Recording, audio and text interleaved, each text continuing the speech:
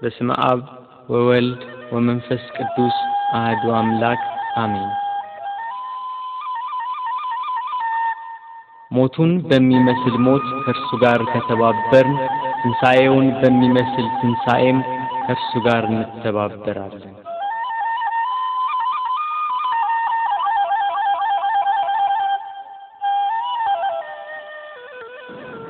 እግዚአብሔር አምላክ ከሁሉ አስቀድሞ የነበረ ነው።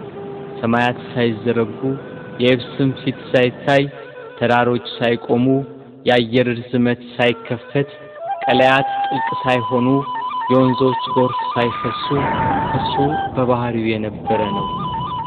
ብርሃናት ሳይበሩ ጨለማ ሳይጋረድ የመዓልት ብርሃን ሳይበራ ሌሊትም ሳይፈጠር ከዋክብት ሳይብለጨለጩ መላእክት ሳይፈጠሩ ከነባቢት ነፍስና ከመዋቲ ሥጋ አስቀድሞ በተሰወረውና ከተገለጸው በላይና በታች ካለው ፍጥረት ሁሉ አስቀድሞ እግዚአብሔር በባህሪው የነበረ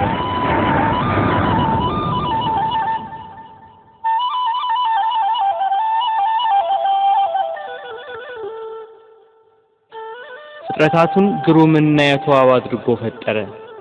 ሰማይን ያለ ባል አቆመ፣ ምድርን በውሃ መሰረት ላይ መሰረታት።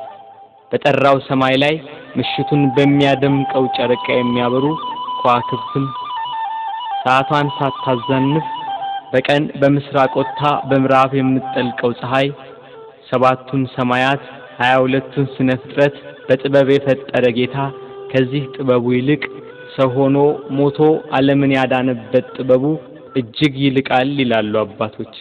ለምን? የማይሞት ሞቷልና፣ ሞትን ድል ይነሳ ዘንድ ሞቷልና። ስለዚህ የማይሞት የእርሱን ሞቱን እናገራለን። ተሰቅሎ ድህነትን ሰጠን፣ በሞቱም ሙታንን ሁሉ አዳነ። ሕይወት አዳኝ ሲሆን እርሱ በሥጋው መከራን ተቀበለ። ገንዘቡ እንደሆነ አድርጎ የሥጋ የነፍስን መከራ ተቀበለ። ሞት ገንዘቡ እንደሆነ እስኪነገርለት ድረስ ደርሶ አንድ እርሱ ብቻውን ስለ ሁሉ ሞተ። ከሰማይ በታች ያሉትን በደሙ ያድናቸው ዘንድ ሞተ። በምድር ላይ ያለውን ሁሉ ለእግዚአብሔር አብ ወገን ያደርግ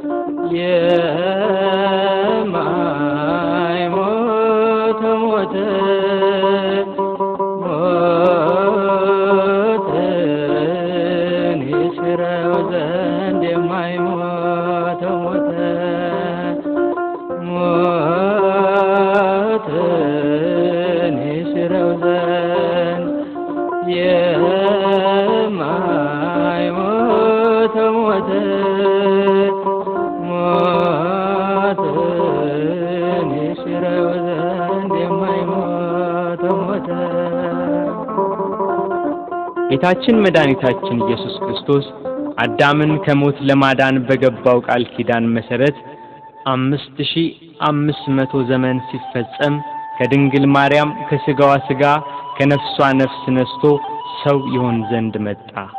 ቅዱስ ዮሐንስ አፈወርቅ በቅዳሴው ከአባቱ ሳይወጣ መጣ፣ ከአኗኗሩ ሳይለይ ወረደ፣ ከሦስትነቱ ሳይለይ መጣ፣ ከአንድነቱም ሳይለይ ወረደ፣ ከዙፋኑም ሳይለይ በሥጋ ልጅ አደረ፣ ከምልአቱ ሳይወሰን በማኅፀን ተጸነሰ፣ በላይ ሳይጎድል በማኅፀን ተወሰነ፣ በታችም ሳይጨመርበት ተወለደ እንዳለ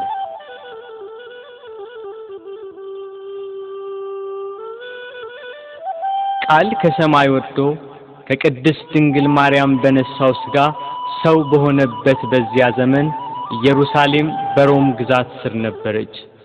የሮሜ መንግስት በዚህ ወቅት ከኢንግላንድ አንስቶ እስራኤልን ጨምሮ እስከ አረብ አገር ድረስ በወቅቱ የታወቀውን ዓለም ይገዛ ነበር።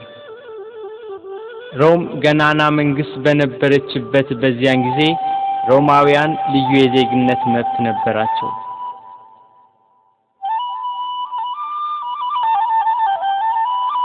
የአዳምን ዕዳ በደል ሊሽር ከሲኦል ቁራኝነት ከዲያብሎስ ተገዥነት ነፃ ሊያወጣ በሥጋ ማርያም ወደ ምድር የመጣው እግዚአብሔር ወልድ ከምድር መልካም አቀባበልን አላገኘም።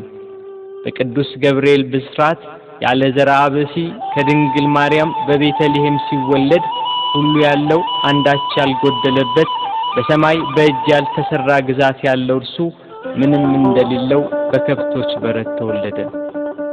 በጥበብና በሞገስ ለእናቱ እየታዘዘ አደገ። በ30 ዘመኑ በእደ ዮሐንስ በዮርዳኖስ ተጠመቀ። በዚያም የዕዳ ደብዳቤያችንን ፋቀልን። በበህቅልከ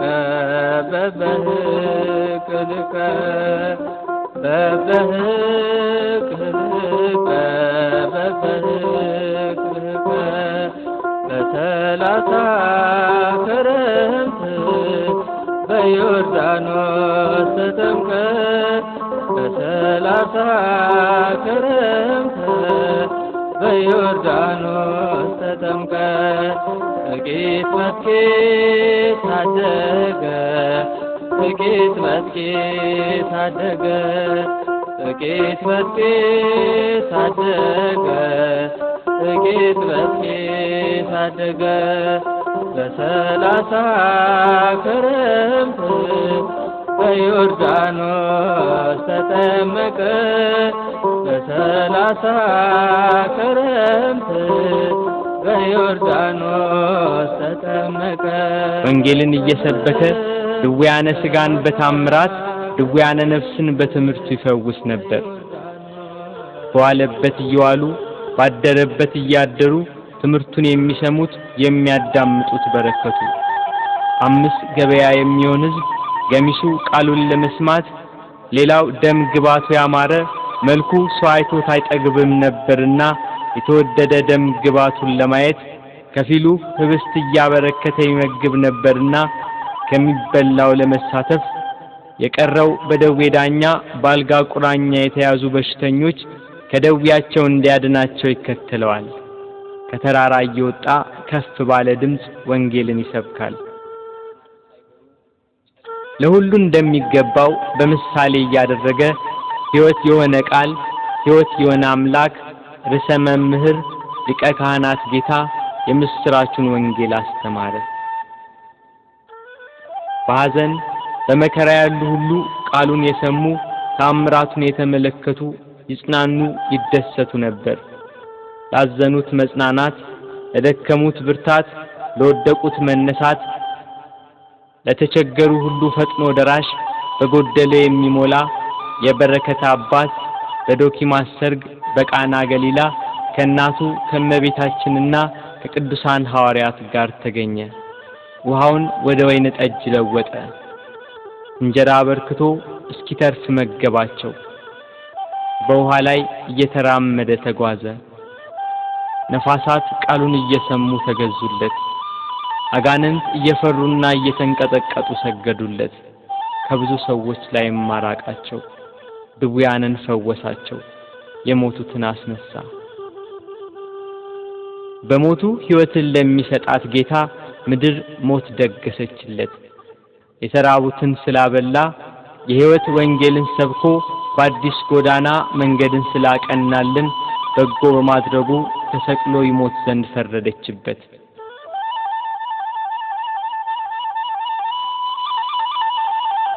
የካህናት አለቆችና ጸሐፍት ፈሪሳውያን ከጲላጦስ ጋር እንዴት እንደሚያጋጩት ያስባሉ። ሕዝቡ ሁሉ ክርስቶስን መከተሉ፣ በዋለበት መዋሉ፣ ባደረበት ማደሩ እነሱን ትቶ ክርስቶስን መከተሉ አበሳጭቷቸዋል። ፋሲካ የሚባለው የቂጣ በዓል ቀረበ። ጸሐፍትና ሊቀ ካህናት እንዴት እንደሚያስይዙት ሲያስቡ ሰይጣን ጌታን ከተከተሉ ከ12ቱ ሐዋርያት አንዱ በሆነው በይሁዳ ገባበት። ጌታን ለካህናት አለቆች እንዴት አሳልፎ እንደሚሰጣቸው ተዋዋለ። 30 ብር መዘኑለት። ስሞ ይሰጣቸዋል፣ 30 ብሩን ይሰጡታል። የዓለም ሁሉ መድኃኒት በ30 ብር ተሸጠ።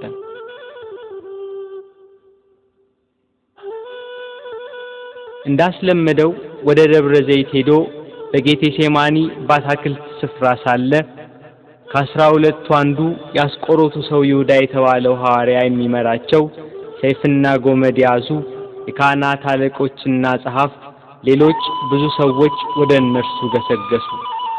የምስመው እርሱ ነው፣ ያዙት፣ ተጠንቅቃችሁ ውሰዱት ብሏቸው ነበርና ወደ ጌታ ቀርቦ ሳመው። መምህር ቸሩልሃል ብሎ አቀፈው። አይሁድ ተረባርበው ያዙት። ይሄ ለአይሁድ ከይሁዳ የተሰጠ ምልክት ነበር።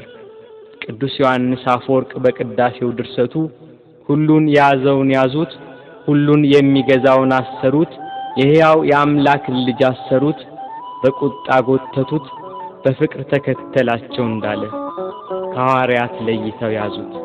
ያቺ ምሽት የመከራው ጅማሬ ሆነች።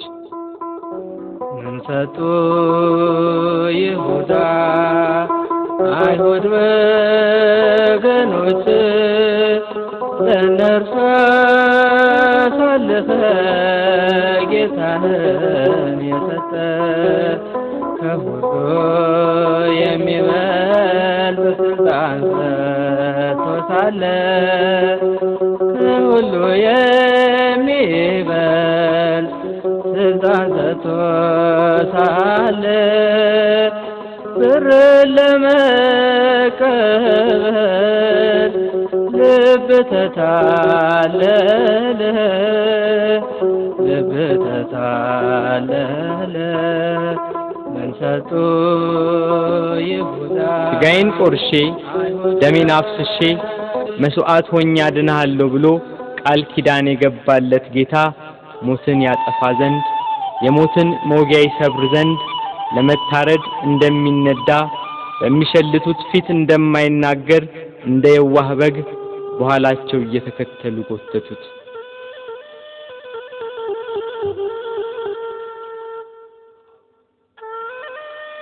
እየገፉና እያዳፉ ወደ ጲላጦስ ወሰዱት። ሐዋርያት በጌታ መያዝ ተበታትነዋል። የእረኛው መመታት መንጋውን በትኖታል። ይሁዳ ጌታን ለካህናት አለቆችና ለሮም ወታደሮች አሳልፎ ከሰጠው በኋላ ዳግም ወደዚህ አካባቢ ዝር አላለም።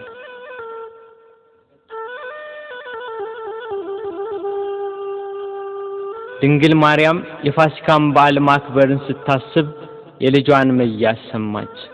ልጇ መከራ ወደሚቀበልበት አይሁድ ግፍ ወደሚፈጽሙበት ወደ ኢየሩሳሌም እንዲወስዷት ከሐዋርያት አንዱን ፈለገች። አይሁድን ስለፈሩ ሁሉም ጥለዋት ሸሽተዋል። ከጴጥሮስ ጋር ለመሄድ ጴጥሮስን ፈለገች። እሱስ የካህናት አለቆችን ስለፈራ ልጅሽን አላውቀውም ብሎ ሸሽቶ ተደብቋል አሏት። ዳግመኛ ስለ ወንድሙ ስለ ያዕቆብ ጠየቀች። እሱም ሲይዙት ልብሱን ጥሎ ሸሽቷል አሏት። እንድርያስን ፈለገች። እሱስ ከልጅሽ ጋር ወደ ከተማ አልመጣም አሏት። ቶማስም እንዲሁ ሸሽቷል። በርተለሜዎስን ጠየቀች። ከሁሉ አስቀድሞ ሸሽቷል አሏት። ፊልጶስን ጠየቀች። እሱስ አንድ ጊዜም አልታየም አሏት። ማቴዎስን ጠየቀች። እሱማ ግብር ተቀባይ ስለነበር ከሁሉ ይልቅ ፈርቶ ተሸሽጓል አሏት። ሁሉንም አንድ በአንድ ጠየቀች። ከእርሱ ጋር ወደ ቀራንዮ ከሄደ ከዮሐንስ በቀር አንድም አላገኘችም። እያለቀሰችና እያነባች ወደ ቀራንዮ ገሰገሰች። ሁሉም ፈርተው ተሸሽገዋል። አንድስ እንኳን አብሮት የሚሆነው መከራውን የሚጋራው ባለመኖሩ እኒያ ጸሐፍትና የካህናት አለቆች ይግባኝ ብሎ የሚጠይቃቸው፣ ተው ብሎ የሚከለክላቸው፣ በቃችሁ ብሎ የሚያግዳቸው ባለመኖሩ በመድኃኔ ዓለም ላይ መከራና ስቃይ ያበዙበት።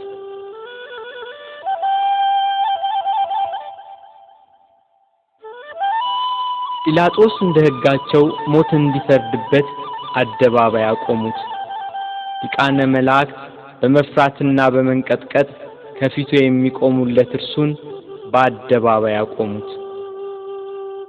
ይሰው ሕዝባችንን ሲያጣምም ለቄሳር ግብር እንዳይሰጥ ሲከላከል ደግሞም እኔ ክርስቶስ ንጉሥ ነኝ ሲላገኘ ነው ብለው አሳጡት። ሰንበትን የማያከብር የእግዚአብሔር ወገን ያይደለ ነው እያሉ አጣሉት፣ አካሰሱት። እርሱ ግን በሰንበት የታመሙትን አዳናቸው፣ የሞቱትንም አስነሳቸው።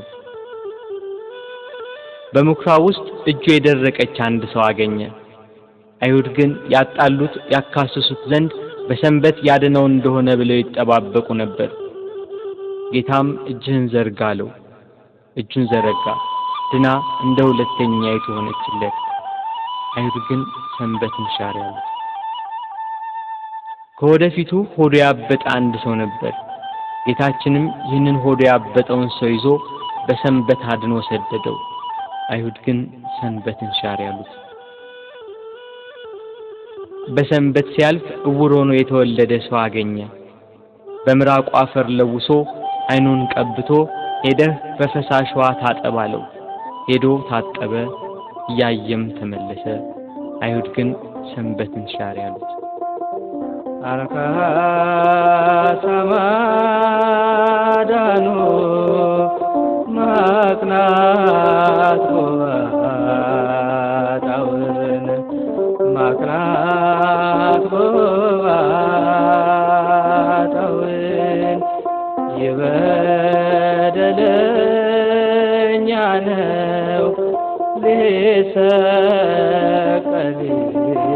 ይገባል ሊሰቀል ይገባል ቸሩ ሆይ ቸሩ ሆይ ለእኛ ብለህ ተሰቀልክ ሆይ። ጲላጦስ ፊት ያቀረቡት የወንጀል ክስ ጲላጦስን የሰው ወንጀለኛ ነው ሊያሰኘው ግን አልቻለም። በቅናት እንዳስያዙት ያውቃልና። ጲላጦስ ለተሰበሰበው ሕዝብና ለጸሐፍት ፈሪሳውያን እኔ በዚህ ሰው አንዳችን በደል አላገኘሁበትም፣ እናንተ እንደ ሕጋችሁ ወስዳችሁ ቁጡት አላቸው። ካህናት አለቆች ተንጫጩ። ከገሊላ ጀምሮ እስከዚህ ድረስ በይሁዳ አውራጃ እያስተማረ ሕዝቡን ያውካል ያሉ ሁሉም ጮሁ። ጲላጦስ ገሊላ የሚለውን ቃል ሲሰማ የገሊላ ሰው እንደሆነ ብሎ የገሊላ ሰዎችን ጠየቀ። የገሊላ ሰው መሆኑን ሲረዳ ይሄ የሄሮድስ ግዛትን የሚመለከተው ብሎ ወደ ሄሮድስ ላከው። ያን ጊዜ ሄሮድስ በኢየሩሳሌም ሳለ ጌታ ወደ እርሱ ተላከ። ጌታችን ኢየሱስም ከመገዛት ነፃ ሲሆን በትህትና ሄደ። እርሱ የምድራውያንና የሰማያውያን ገዢ ሲሆን እርሱ የሰማይ ንጉሥ ልጅ ሲሆን አይሁድ እየገፉና እያዳፉ ሄሮድስ ዘንድ ወሰዱት። ሄሮድስ ክርስቶስን ባየው ጊዜ የተወደደ ደም ግባቱን መልኩንና ብሩህ የሆነ ፊቱን ከማየቱ የተነሳ እጅግ ደስ አለው። ስለርሱ ብዙ ሥራውን በሰማ ጊዜ ሊያየው ከብዙ ቀን ጀምሮ ይመኝ ነበርና። ሄሮድስ ከመጓጓቱ የተነሳ ደግሞ ደጋግሞ ጠየቀው፣ መረመረው። እርሱ ግን ቃል አልመለሰም። ጸሐፍት ፈሪሳውያንና የካህናት አለቆች ዝም ስላለ ቁመው ያጣሉት የሐሰት ክሳቸውን ይደረድሩ ጀመር። ሄሮድስም ለእኒያ ርኅራኄ ለሌላቸው ወታደሮች በያዙት ጅራፍ እንዲገርፉት ትእዛዝ አስተላለፈ።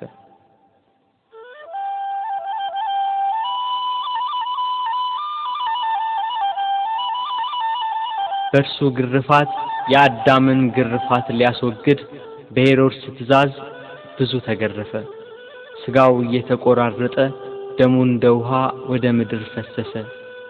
ኢየሩሳሌምን የሚገዛት ሄሮድስም ጌታ ኢየሱስን አቃለለው። ይህ ሰው ሞት ይገባዋል ብሎ መልሶ ወደ ጲላጦስ ላከው።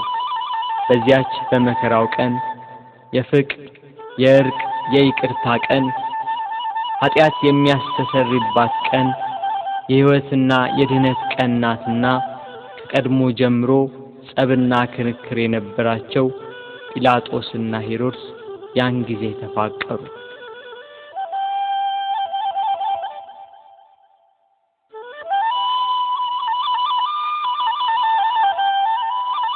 ጌታ ወደ ጲላጦስ ተመለሰ። ጲላጦስ ሄሮድስ ወደ እርሱ መመለሱን ሲረዳ ለተሰበሰበው ሕዝብ ወደ ሄሮድስ ላኩት። እርሱም መልሶ ወደ እኔ ላከው። እነሆ እሱም ለሞት የሚያበቃ የሠራ የለም፣ ስለሆነ ገርፌ ልተወው በማለት ተናገራቸው። ካህናት አለቆች ግን የተሰበሰበው ሕዝብ እየተሽለኮለኩ ኢየሱስን ስቀልልን፣ በርባንን አድንልን ብላችሁ ለምኑ ብለው ለሕዝቡ ሁሉ ነገሯቸው። የካህናት አለቆች የቅናት ስሜታቸው ረካ። ሕዝቡ በሙሉ ይህንን ሰው በሞት አስወግደው በርባንን ፍታልን ብለው ጮኸው ተናገሩ። ጲላጦስም መልሶ መላልሶ ክፋት ስላላገኘበት ያድነው ዘንድ ወይንም ገርፎ ይለቀው ዘንድ ጠየቃቸው።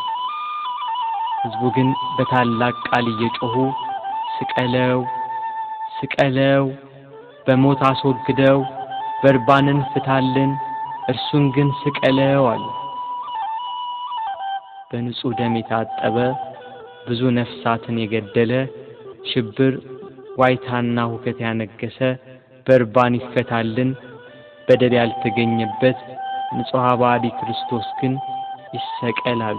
ይሰቀል፣ ይሰቀል፣ ይሰቀል፣ ይሰቀል፣ ይሰቀል። የሰማነውን ነገር ማን አምኗል? የእግዚአብሔርስ ክንድ ለማን ተገልጿል? እንዳለ ነቢይ። ይሰቀል የሚለው የካህናት አለቆችና የሕዝቡ ቃል በረታ። ሕዝቡና ጲላጦስ እንዲህ ሲነጋገሩ የጲላጦስ ሚስት በዚህ ንጹሕ ሰው ደም ኃላፊ እንዳትሆን ወቅ የሚል መልእክት ካየችው ሕልም ጋር አብራ ላከችለት። ጲላጦስ ግራ ገባው። በአንድ በኩል እልፍ አእላፋት የሚሆኑ የሮማ ነዋሪዎችና የካህናት አለቆች የአይሁዳውያን ጩኸት፣ በሌላ በኩል የሚስቱ የማስጠንቀቂያ መልእክትና ያየችው ሕልም ግራ አጋባው። ጸብና ክርክር እየበዛ እንጂ ምንም የሚጠቅም ነገር እንደሌለ አይቶ ውሃ አምጡልኝ ብሎ በሕዝቡ ፊት እጁን ታጠበ። እኔ ከዚህ ከንጹሕ ሰው ደም ንጹሕ ነኝ፣ እናንተ ወቁ ሲል፣ ሕዝቡም የዚህ ሰው ደም በእኛና በልጆቻችን ይሁንብን አሉ። አይሁድ ግን ጌታችን ኢየሱስን እየሰደቡ አንድ ጊዜ ወደ ምሰሶ ገፍተው ጣሉት። የስድቡ ውርጅብኝ ግን በዕለተ ዓርብ ብቻ አልነበረም። 3 ዓመት ሙሉ ሰደቡት እንጂ። የዮሴፍ ልጅ ነው፣ የሳምራዊ ሰው ነው፣ አጋንንትን ካለቆቻቸው እየተነጋገረ ያወጣል ያሉ የስድብ መዓት አወረዱበት። አጋንንት ያደሩባቸው ሰዎች ግን ከአይሁድ 1000 ጊዜ ተሽለው ምስክር ሆኑት። ጋኔን እንደሌለበት ከቤልዜቡልም ጋር መስማማት እንዳያውቅ የልዑል እግዚአብሔር የባህሪ ልጅ ሲሉ መሰከሩ። አይሁድ ግን ኃጥእ፣ በደለኛ፣ ክፉ አድራጊ፣ የሚያስት፣ የሚሳደብ ነው እያሉ ዘበቱበት። ጌታችን ግን በባህሪው ንጹሕ፣ በአነዋወሩ ክቡር፣ እውነተኛም ነው። ስለ ኃጢአት ከእናንተ የሚከራከረኝ ማን ነው ብሎ አይሁድን እንዳላቸው እሱ ኃጥእ አይደለም። አንድ ቀን አንዲት ሴት ስትሴስን አግኝተው በሙሴ ሕግ መሰረት ሊፈርዱባት ጸሐፍት ፈሪሳውያን ወደ እርሷ መጧት። ያችን ሴት ኃጢአትሽ ተሰረየልሽ፣ ዳግም አትበድዪ ያላትን አምላክ አይሁድ ግን እርሱን ኃጥእ አሉት። በዘኬዎስ ቤት ሽቶ የቀባችውን እግሩንም በእንባ ያጠበችውን በራሷ ጠጉር የጠረገችውን ያችን ሴት ብዙ ኃጢአቷን ይቅር አላት፣ ብዙ ወደዋለችና። ኃጢአትን ይቅር የሚል በጎ የሚሰራ እንደዚህ ያለውን አምላክ ገፉት፣ ሰደቡት።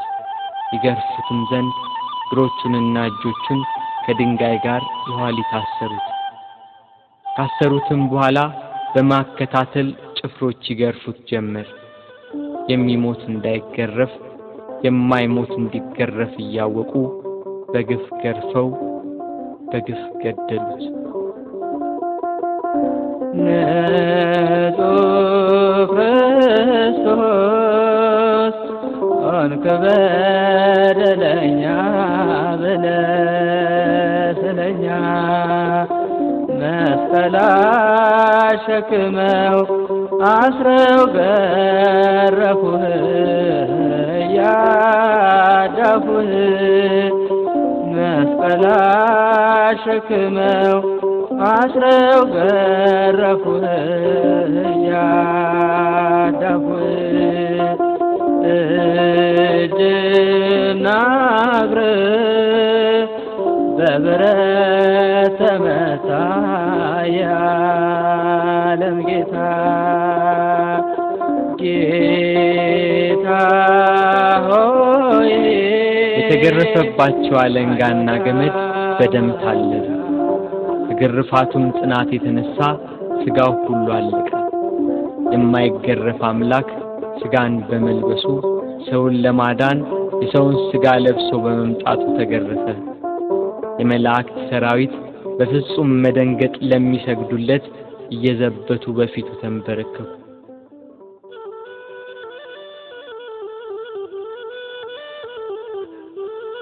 ቅዱስ ዮሐንስ አፈወርቅ በቅዳሴ ድርሰቱ የጌታ ትሕትናና ዝምታ ቢገርመው ይህን ያህል ትሕትና እንደምን ያለ ትሕትና ነው! ይህን ያህል ትዕግስት እንደምን ያለ ትዕግስት ነው!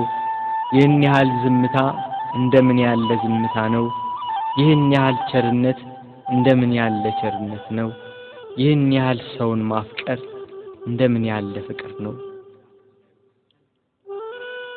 ክርስቶስ በመገረፉ ሰውን ሁሉ ከተገረፈበት ኃጢአትና ፍዳ አዳነ። ስለ ልጆቹና ስለ አዳም መገረፍና መታሰርን ከፈለ። ጲላጦስ በሕዝቡ ላለመጠላት በአይሁዳውያን ለመወደድ ፍቃዳቸውን ለመፈጸም ስቀሉት ብሎ ጌታችንን ለአይሁድ ሰጣቸው። አይሁድና ጭፍሮቻቸው ጌታን ወደ ፍርድ አደባባይ ወስደው አንድ ወጥ የሆነችውን ልብስ ገፈፉና ቀይ ግምጃ ለበሱት። እንደ መብረቅ የሚያንጸባርቅ እንደ በረዶ ነጭ የሆነ ልብስ የሚለብስ ሲሆን ለመዘባበት ቀይ ሐርና ነጭ ሐር አለበሱት። ለኪሩቤል የመብረቅ ልብስ ለሱራፌል ግርማ ያለ ልብስ የሚያለብሳቸው እሱን ቀይ ግምጃ ለበሱት። በሳት በተጋረደ ዙፋን ላይ የሚቀመጥ እሱን በመዘባበቻ መቀመጫ ላይ አስቀመጡት። ከዘንባባና ከሾህ ጋር የታተቱ በመርፌ አምሳል የተሰሩ 50 ሾሆች ያሉበት የመገዳደሪያ አክሊል አቀዳጁት። እኒህ ሾሆቹ እስከ ራሱ አጥንት ድረስ ገቡ። የሕይወት መገኛ እርሱን የሾህ አክሊል አቀዳጁት። መላእክትን የብርሃን ራስ ቁር የሚያቀዳጃቸውን የነገስታት ገዢ የሚሆን እሱን የሾህ አክሊል አቀዳጁት። የሾህ አክሊል ደፍተህ ጎንህን ተወጋ አልፋ ኦሜጋ የሾህ አክሊል ደፍተህ ጎንህን ተወጋ አልፋ ኦሜጋ ጌታ ሆይ አይሁድ አማጽያን ሰቀል ሆይ የዓለም መድኃኒት የዓለም ትንሣኤ ሰቀል ሆይ። በሾህ አክሊሉ የተጎዳው ራሱ ደም አዘነበ፣ ፊቱ ደም ለበሰ፣ ሰውነቱ ሁሉ በደም ተጠመቀ። በቀኝ እጁ ዘንግ አስያዙት፣ ያሽሟጥጡ ከፊቱ እየወደቁ እጅ ነሱት። የአይሁድ ንጉሥ ሰላም ላንተ ይሁን እያሉ ዘበቱበት። የመላእክት ሰራዊት እየደነገጡ የሚሰግዱለትን፣ ስልጣናት ሊቃናት እየፈሩ ለሚሰግዱለት ለሱ አይሁድ ግን በትዕቢት እጅ ነሱት። ያላስደስት ሲላቸው ከሰው ልጆች ሁሉ ይልቅ ደም ግባቱ በሚያምር በጌታችን ላይ አይሁድ ምራቃቸውን ተፉበት። ግብዞች እንደራሳቸው መስሏቸው እየተፉ በቤት ቀለዱ አንተ ሊጎዱ ምራቅ እየተፉ በቤት ቀለዱ አንተ ሊጎዱ ፊቴን አይቶ የሚቆም የለም ብሎ በተናገረ በጌታችን ፊት ላይ ተፉበት። እርሱ ግን ምራቃቸውን ተጸይፎ ፊቱን አልመለሰም። የሚያስጸይፍ ምራቅን በፊቱ ላይ በመቀበሉ በኃጢአት የተቋቆረና የኃጢአት ቅባት የተቀባ ፊታችንን ደስ በሚያሰኝ ቅባቱ ብሩህ አደረገው። ራሱን በበትር ፊቱን በጥፊ መቱት። ኪሩቤል ፊቱን ከማየት የተነሳ በእሳት አጥናፍ የሚሰውሩት ያልበደላቸውን እሱን አይሁድ ፊቱን መቱት። ፊቱ እንደ መንፈስ ቅዱስና እንደ አባቱ ሲሆን በሥጋው ፊቱን በጥፊ መቱት። ከፊቱ ግርማ የተነሳ ፍጥረት ሁሉ የሚርድ የሚንቀጠቀጥለትን አምላክ ፊቱን በጥፊ መቱት። መከራውን ስቃዩን አበዙበት። ተደፋ ተገፋ በጥፊ ተመታ እየደበደቡ ክርስቶስ ያሉ ጽድቅን ስለሠራ በወንጀል ከሰሱ ለአዳም ቤዛ ብለህ ተንገላታ። ጲላጦስም ጌታን ወደ ውጭ አወጣው፣ ሐር ልብስ አልብሶ የሾህ አክሊል አቀዳጅቶ። ሕዝቡም የለበሰውን ልብስና የተቀዳጀውን የሾህ አክሊል ሲመለከቱ ስቀለው ስቀለው ስቀለው እያሉ ጮኹ። ጲላጦስም ይኸው ወስዳችሁ ስቀሉት ብሎ ሰጣቸው። አይሁድና የካህናት አለቆች 17 ክንድ የሚሆን የተመሳቀለ እንጨት አሸክመው ይሰቅሉ ወሰዱት። ጉዞ ከኢየሩሳሌም ቅጥር ውጭ ወደሚገኝ ወደ ቀራንዮ።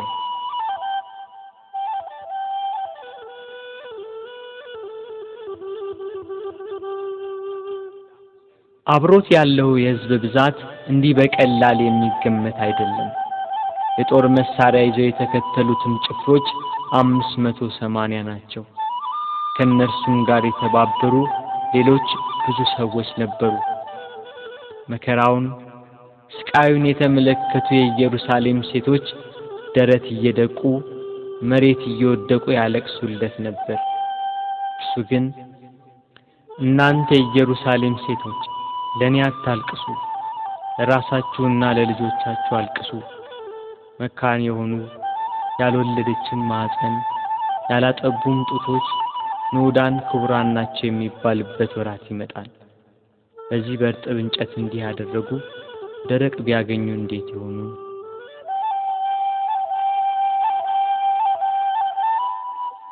መስቀሉን እንደያዘ ወደ ምድር ተደፋ። ሌሎች ወንበዴዎችን ይዘዋቸው መጡ። አከበርንህ ብለውታልና ቀኛዝማች ግራዝማች ሾምንልህ ሲሉ በወንበዴዎች መካከል ሊሰቅሉት። መስቀሉን እንደተሸከመ በጎዳና ላይ ወደቀ። ተጨነቀ፣ ተሰቃየም፣ አፉንም አልከፈተም። ለመታረድ እንደሚነዳ ጠቦት ወደ ቀራንዮ ተነዳ። ወደ ሰርጉ የተጠሩትን ሰዎች በመታረዱ ደስ የሚያሰኝ የላም ፍሪዳ ነውና እስከሚሰቀልበት ቦታ ድረስ በበትር እየመቱ እየገፉና እያዳፉ ወሰዱት። ቀራንዮም እንደደረሰ ከመስቀሉ ላይ በጀርባው አስተኙት። በሸላቾቹ ፊት ዝም እንደሚል በግ እንዲሁ አፉን አልከፈተም እንዳለ ነቢይ ከመስቀሉ አውጥተው ወደ ላይ ክንድ ያህል በተረፈ ችንካር ላይ በጀርባው አስተኙት። ቀነ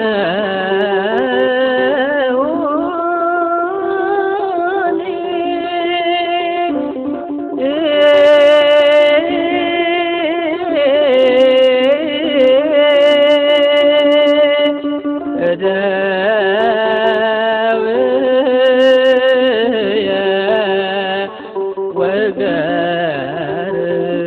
ወገርየ ወህልቁ ኩሎ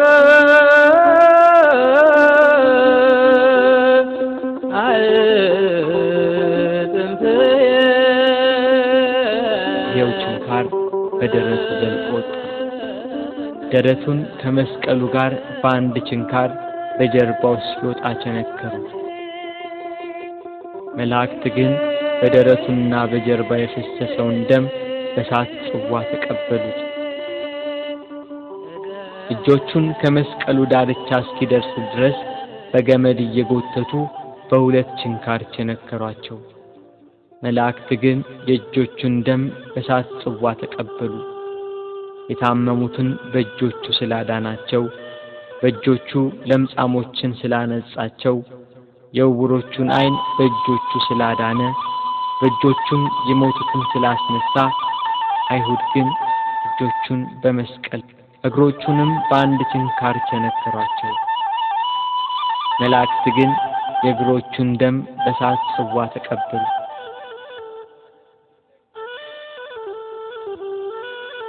ፀሐይ ከወትሮዋ ለየት ብላ በአናት ላይ ልትሆን ታዘግማለች። ግርግሩ ጩኸቱ እንደቀጠለ ነው። የክርስቶስም ስቃይ እንደዛው። ችንካሮቹ ተመተው እንዳበቁ በእንጨት መስቀል ላይ ሰቀሉት። ፊቱን ወደ ምስራቅ፣ ቀኝ እጁን ወደ ደቡብ፣ ግራ እጁን ወደ ሰሜን አድርገው ሰቀሉት። እሱ ግን ስለ ዓለሙ ድነት በማዕዘነ ምድር ወደ ላይ ወደ ታች ወደ ግራና ወደ ቀኝ ሆኖ እንደ መጋረጃ በእንጨት ላይ ተሰቀለ። እኛን ከጻድቃን ጋር አንድ ያደርገን ዘንድ እሱ ከበደለኞች ጋር ተቆጠረ።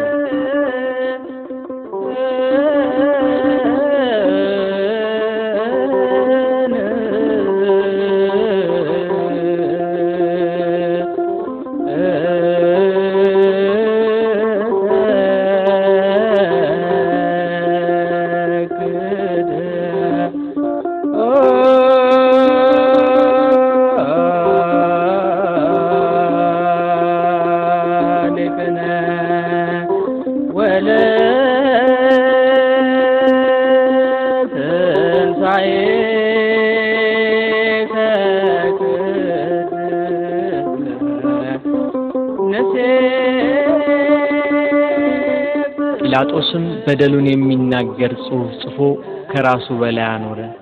ጽሕፈቱም ይሄ የናዝሬቱ ሰው ኢየሱስ የአይሁድ ንጉሥ ነው የሚል ነው። በጎዳና የሚተላለፉ ሰዎች ራሳቸውን እየነቀነቁ ጌታችን ኢየሱስን ሰደቡት። ጸሐፍትና የካህናት አለቆችም ይዘብቱበት ጀመር። ሌላውን ያድናል፣ እስቲ ራሱን ያድን። እርሱ ግን በካህሊነቱ በስልጣኑም እነሱ እንደተገዳደሩበት ከመስቀሉ ይወርድ ዘንድ በቻለ ነበር። ግና አዳም ተስፋውን ይጠብቃልና ቃሉ እንዳይታበል ከመስቀሉ አልወረደም።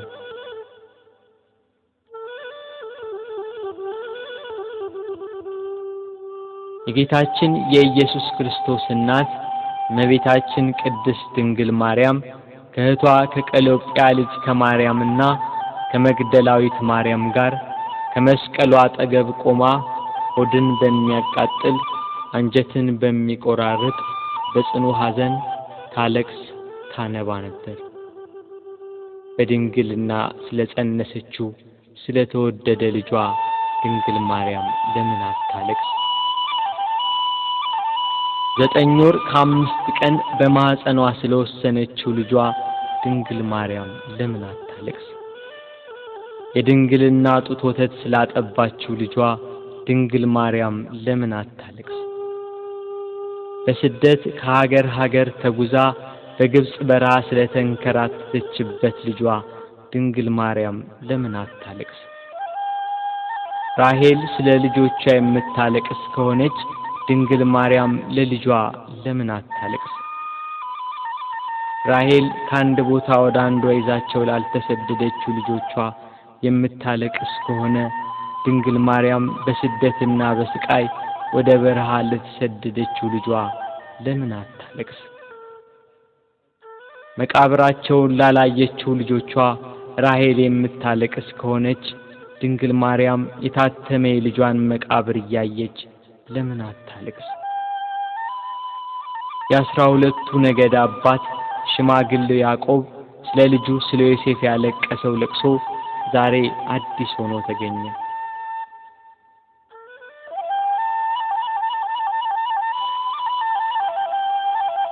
ያዕቆብ ልጁ ዮሴፍን ወንድሞቹ ሲያስሩት አላየም። ድንግል ማርያም ግን ልጇ በመስቀል ላይ ተቸንክሮ አይተዋለች። ያዕቆብ ዮሴፍን ወንድሞቹ ከጉድጓድ ሲጥሉት አላየም። ድንግል ማርያም ግን በአይሁድ አደባባይ ልጇን ተሰቅሎ አይተዋለች። ያዕቆብ ዮሴፍን ልብሱን ገፈው ሲሸጡት አላየም። ድንግል ግን ይሁዳን ለ30 ብር ሲሸጠው አይታለች። ያዕቆብ በልጁ ደም ሳይሆን የበግ ደም አይቶን ያለቀሰ። መለኮት የተዋሃደው የክርስቶስ ደም ግን ድንግል በምታለቅስበት ጭንጫ ላይ ፈሰሰ። ስለዚህ ያለቀሰች። ስለተወደደ ልጇ ለምን አታለቅስ?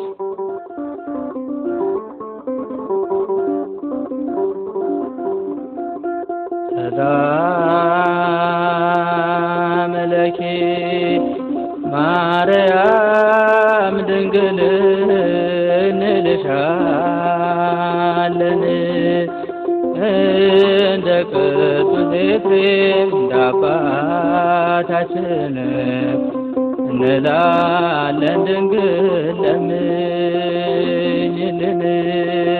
ሰባቱ የመላእክት አለቆች መጥተው አረጋጓት፣ አጽናኗት።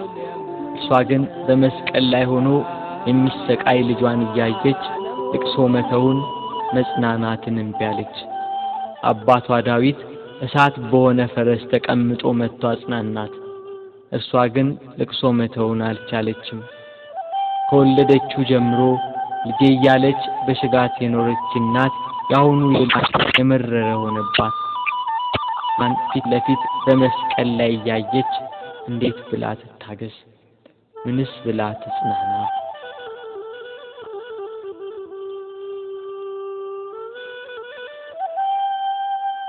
ዓለም ጽናናቷን ያየ ልጇ ወዳጇ እነኋት እናቴን ብሎ የወደው ለነበረው ደቀ መዝሙር ለዮሐንስ አስረከባት።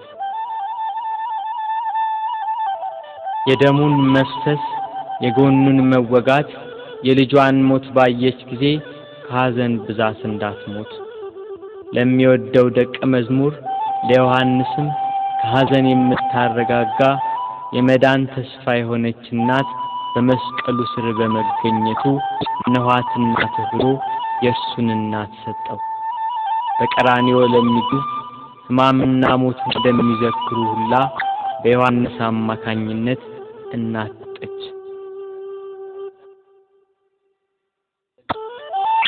ቤት ከገባችም በኋላ መጽናናትና ልቅሶ መተውን አልቻለችም። እስከ 3 ቀን ድረስም እህል ውሃ አልቀመሰችም።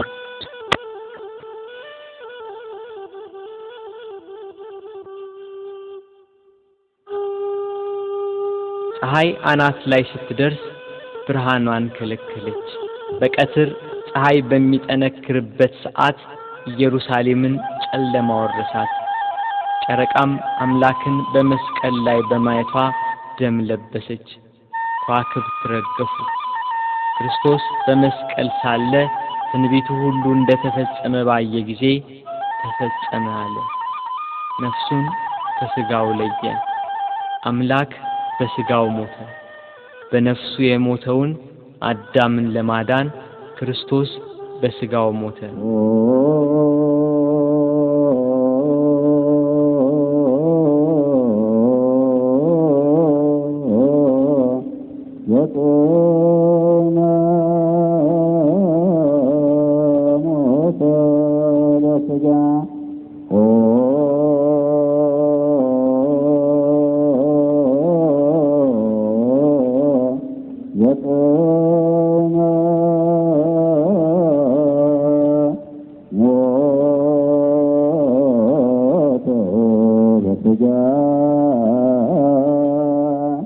አይሁድ 3 ዓመት ከ3 ወር የሕይወት እንጀራ ሲመግባቸው ቃሉን እንደ ውሃ ሲያፈስላቸው የኖረውን አምላካቸውን በመስቀላቸው ገና ከቀራንዮ ሲወርዱ ነበር ከጸሐፍት ፈሪሳውያን ጋር ደስታ የጀመሩት።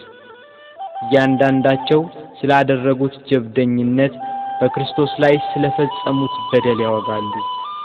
ቀኑ እየመሸ ሄዷል። በ9 ሰዓት ቅድስት ነፍሱን ከቅድስ ሥጋው በለየ ጊዜ መልሳ ብቅ ያለችው ደብዛዛዋ ፀሐይ አሁንም ቂሟን የረሳች አትመስልም። ወደ ምዕራብ ተጠግታለች። ዮሴፍና ኒቆዲሞስም ወደ ጲላጦስ ገብተው የክርስቶስን ሥጋ አውርደው ይቀብሩት ዘንድ ለመኑት። ጲላጦስም ፈቀደላቸው። እነርሱም ከመስቀሉ አወረዱት። ስለኛ በሞት ዓይኖቹ እንደተሸፈኑ፣ ስለኛም ጆሮቹ በሞት እንደተዘጉ፣ ስለኛም በሞት አንደበቱ ዝም እንዳለ፣ ስለኛም እጆቹና እግሮቹ እንደታሰሩ ባዩ ጊዜ ሞትን ድል የምትነሳ ጌታ ሆይ ተኛህን? ሞትስ በአንተ ላይ እንደምን ሰለጠነ እያሉ አለቀሱ። በሰው ሥርዓት ሊገንዙት ሲሉ ዓይኖቹ ተከፈቱ። ዮሴፍና ኒቆዲሞስንም ተናገራቸው። እንደ ምድራዊ ሰው ዝም ብላችሁ ልትገንዙኝ ነው? በሉ እንዲህ ብላችሁ ገንዙኝ አላቸው። እንዳላቸው እንዲህ እያሉ ገነዙት። ቅዱስ እግዚአብሔር ቅዱስ ኃያል ቅዱስ ሕያው ዘይመውት ዘተወልደ ማርያም እምቅድስት ድንግል ተሳለነ እግዚኦ። ቅዱስ እግዚአብሔር ቅዱስ ኃያል ቅዱስ ሕያው ዘይመውት ዘተጠምቀ በዮርዳኖስ ወተሰቅለ ዲበ ዕፀ መስቀል ተሳለነ እግዚኦ።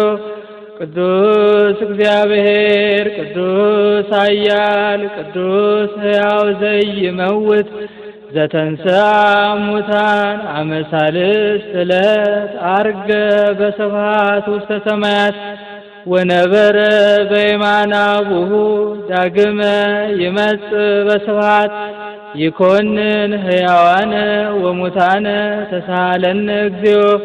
ስብሐት ለአብ ስብሐት ለወልድ ስብሐት ለመንፈስ ቅዱስ ይእዜኒ ወዘልፈኒ ወለዓለመ ዓለም አሜን ወአሜን ለይኩን ለይኩን እያሉ ገንዘው ዮሴፍ ለራሱ ባሰራው በአዲስ መቃብር ቀበሩት። መቃብሩን በታላቅ ድንጋይ ገጠሙት። የካህናት አለቆችና ፈሪሳውያን ተሰባስበው መቃብሩን እንዲያስጠብቅ ደቀ መዛሙርቱ ተነስቷል ብለው ሕዝቡን እንዳያውኩ ለጲላጦስ ነግረው በ4 ሹማምንቶችና በ400 የአይሁድ ጭፍሮች የጌታችን የኢየሱስን መቃብር አስጠበቁ። ጠባቂዎችም እስከ 3 ቀን ድረስ እየጠበቁ ተቀመጡ።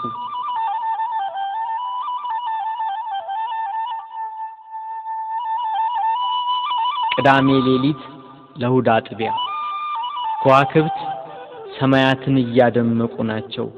ጨረቃም ቂሟን ረስታ ያነባችውን እንባ አብሳ ፍንፊቷን ፍንትው አድርገዋለች። ሳይታሰብ ኢየሩሳሌምን ከወደ ጎልጎታ አካባቢ አስደንጋጭ ድምፅ አናወጣት። ክርስቶስም በራሱ ኃይልና ስልጣን በታላቅ ክብር ፈጥኖ ተነሳ።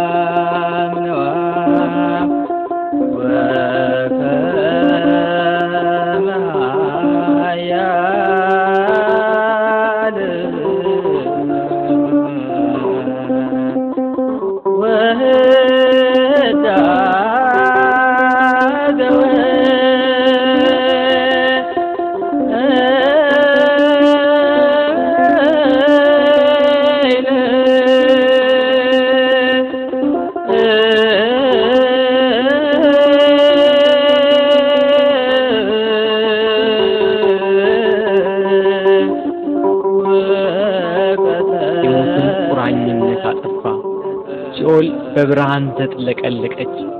ነፍሳት በደስታ ከሲኦል ተፈተለኩ። ከቁራኝነት ነፃ ወጥቷቸዋልና። ዲያብሎስን ድል መታው። ገሃነም ፈራረሰ፣ ሲኦልም ተዘጋ። ሞት ሊይዘው አልቻለምና የተገነዘበትን ልብስ ትቶ ልብሰ መንግስቱን ለብሶ ተነሳ።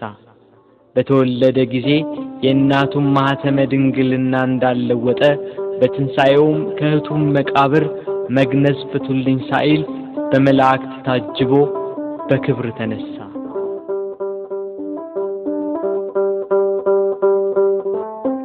ምስጋና ይሁን ለአብ ለወልድ ለመንፈስ ቅዱስ ዛሬም ዘወትርም ለዘለዓለሙ አሜን።